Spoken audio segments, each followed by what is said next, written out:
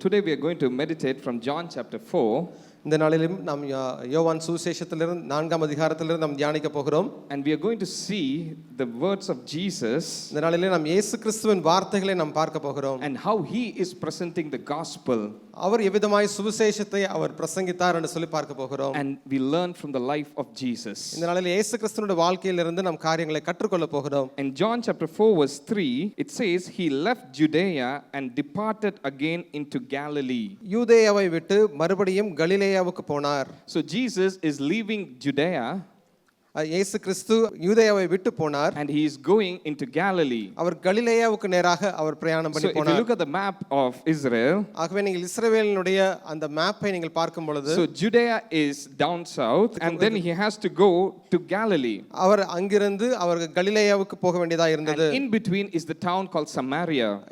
இதற்கு மத்தியிலே நாம் பார்க்கும் பொழுது சமாரியா என்கிறதான அந்த பட்டணம் வருகிறது. And next verse you read, அடுத்த வசனத்தை நாம் வாசிப்போம் என்றால், and he must needs go through Samaria.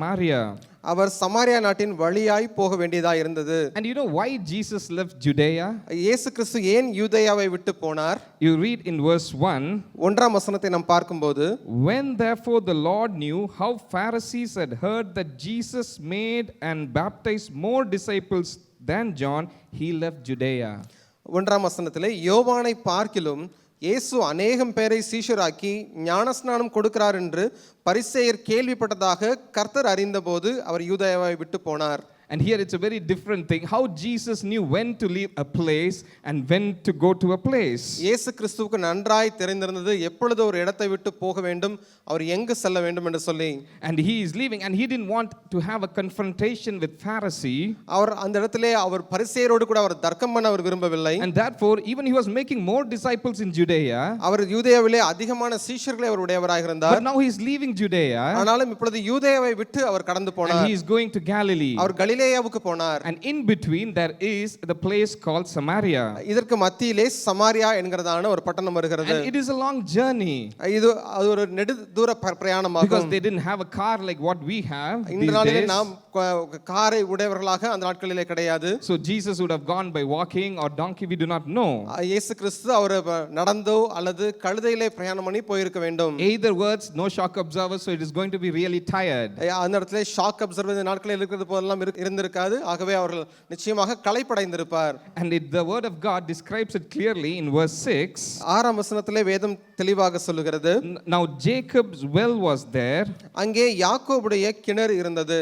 Jesus therefore being wearied with his journey, இயேசு பிரயாணத்தினால் இளைப்படைந்தவராய், so Jesus became weary with his journey, ஆகவே இயேசு கிறிஸ்து அவர் செய்ததான பிரயாணத்தின் நிமித்தமாக அவர் இளைப்படைந்தார். and sat thus on the well. ஆகவே அவர் கிணற்றின் அண்டையிலே அவர் அமர்ந்தார். And Bible is so descriptive, it says and it was about 6th hour. அந்த நேரம் ஏறக்குறைய 6ஆம் மணி வேளையாய் இருந்தது என்று சொல்லி வேதம் சொல்கிறது. It is not 6 p.m. but it is the mid noon.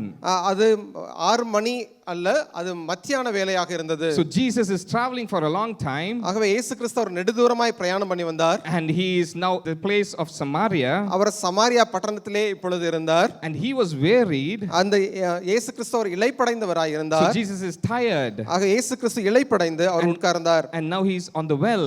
அவர் கிணற்றின் அடியிலே அவர் உட்கார்ந்தார். And the sun is also 12 o'clock, so it should be really sunny there. அது நடுப்பகல் மத்தியான வேளை 12 மணி நேரமாக இருந்தது. So this is the situation where Jesus is. ஆகவே இப்படிப்பட்டதான ஒரு சூழ்நிலையிலே இயேசு இருந்தார். Now you can imagine if you are on a long journey. நீங்கள் கற்பனை செய்து கொள்ளலாம், நீங்கள் ஒரு நெடுதூர பிரயாணம் பண்ணி வந்திருக்கும்போது, and you are in between some place in the நீங்கள் ஒரு பிரயாணத்தின் மத்தியிலே ஒரு இடத்திலே இருக்கிறீர்கள். And the sun is really hot upon you. அந்த நாளிலே மிகவும் உஷ்ணமான ஒரு நாளாக இருக்கிறது. And then you are sitting near a well.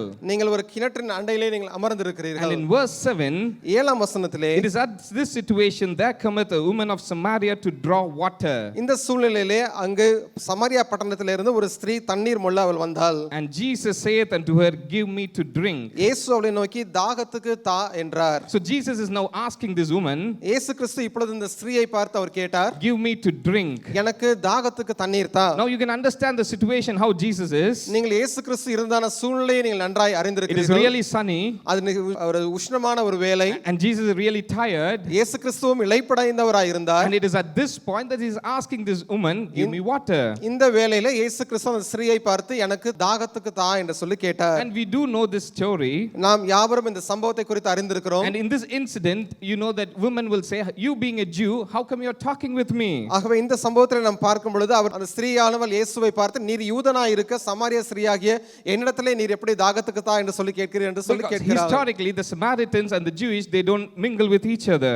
யூதர்களும் சமாரியரும் எந்த சம்பந்தமும் இல்லாதவர்களாக நாட்களிலே காணப்பட்டார்கள். In verse 9, the last part says, for the Jews have no dealings with the Samaritans. 9ஆம் வசனத்தினுடைய ஆரம்பத்திலே தமிழ் வேதாகமத்திலே பார்க்கும்போது யூதர்கள் சமாரியருடனே சம்பந்தம் கலவாதவர்களானபடியால்.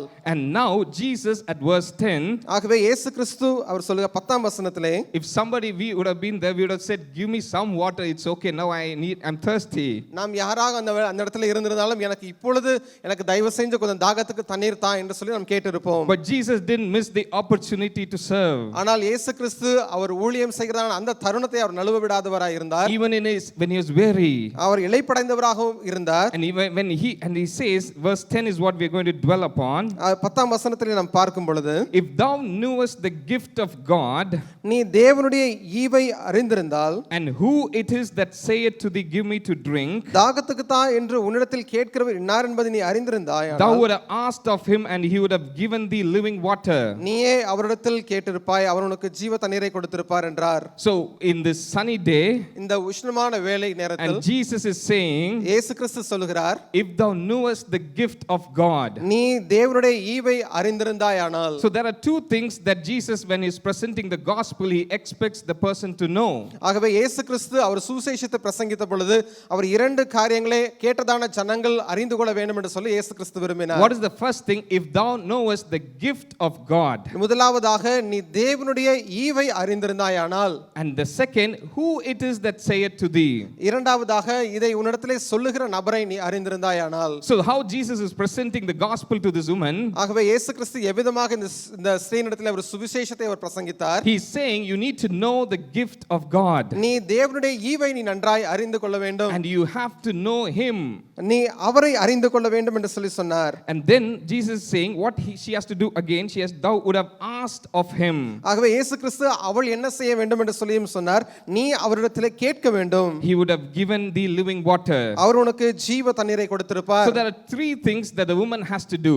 ஆகவே இந்த ஸ்திரீயானவள் அவர் மூன்று காரியங்களை செய்ய வேண்டும். She has to know the gift of God. அவள் தேவனுடைய ஈவை அறிய வேண்டும். She has to know the God who is saying this. இதை சொல்லுகிறதான தேவனை அவள் அறிந்திருக்க வேண்டும். And thirdly, she has to ask. மூன்றாவதாக அவள் கேட்க வேண்டும்.